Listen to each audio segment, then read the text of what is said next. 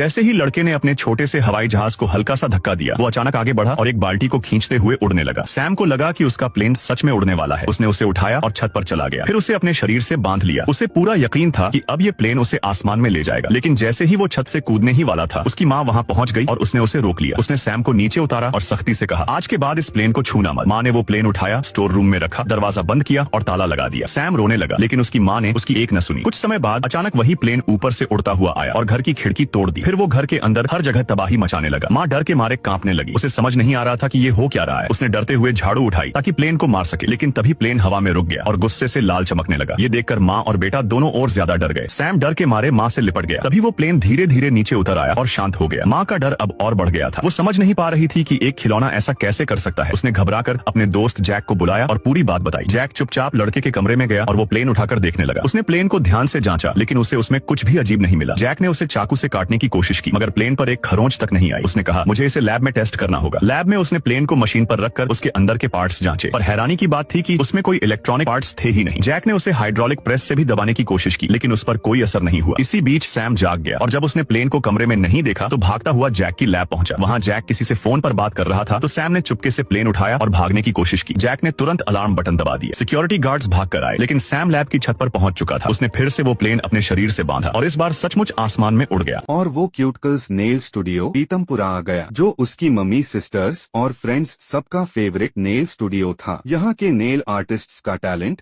Studio की beauty और nail designs देखकर वो हैरान हो गया।